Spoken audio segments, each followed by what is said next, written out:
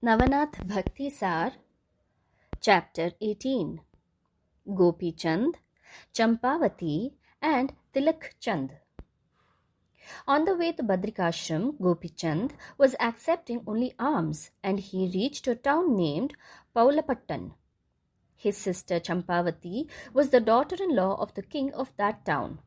The news of Gopichand turning into a sannyasin, that is, a male renouncer, had already reached there. Her in-laws started mocking him.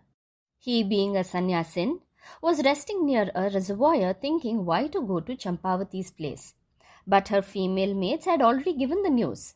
Her in-laws thought if the brother of our daughter-in-law solicits alms in our town, it will be shameful to our prestige. They sent him an incessant invitation with the maids to come to the palace on behalf of Champavati.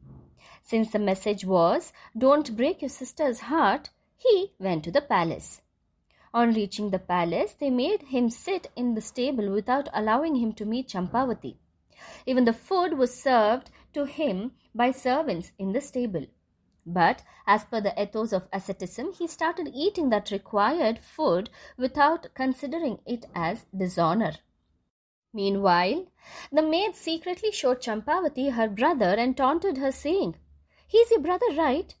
Why has he become a beggar? See how he is eating the acquired food voraciously," along with many other things. Her sister-in-laws and the others also humiliated her.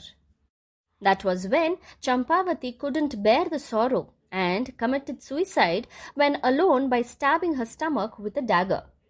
The maids found her dead and lamentation spread all around. Some said Champavati died due to her brother's sorrow. Others said this mystic entered the house and became a reason for her death. The rumor spread and it also reached Gopichand in the stable. He felt, "I am responsible for Champavati's death and this will stay in everyone's mind." And so he felt grief even though he was an ascetic. He was helpless. Gopichand accompanied the people in Champavati's funeral cortege.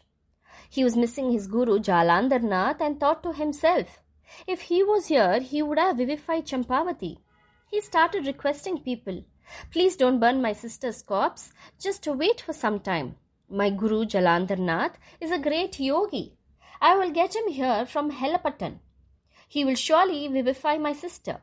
People made fool of him and abstained from listening. He got on top of her pyre and said, "Burn me also." Finally, Tilakchand said, "Cut Champavati's left hand and give it to him. Let him take it along. Let's see how great his guru is." He told Gopichand, "You come soon. We will not burn the corpse." Gopichand left for Helapattan with a sorrowful heart with his sister's trimmed off hand. To avoid turmoil due to Gopichand's arrival in the town, Jalandharnath chanted the mantra of Prayanastra, that is the departure weapon, and hastily met him 5 miles on his way to the town. Gopichand told him what had happened with his sister and how he had left from there after taking a vow of getting his sister vivified by his guru. Then Jalandharnath took him along and came down from the sky in the crematorium at the speed of air where people were mourning. Tilakchand was shocked. He had not expected the guru to be there so soon. "He seems to be a great sage." Saying this, he ran towards Jalandhar to touch his feet. But ignoring him, Jalandhar held the corpse's hand and chanted the Sanjeevani mantra. He casted ash on the head and hand and said, "Champavati, get up and come here." To everyone's surprise, she got up from the pyre and came to Jalandharnath. Everyone acclaimed Jalandhar. As he was leaving for Helapattan, Tilakchand started saying with too much respect, "Please do a favor on us. Everyone intends to have a meal with you. Please do not hesitate." Jalandhar agreed. He asked Champavati to prepare food and made her sit along with her husband to have food next to him.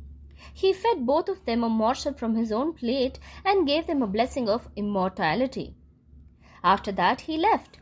He said to Tilakchand, "Gopichand is in Badrikashram. His son has been crowned a king. You should protect him.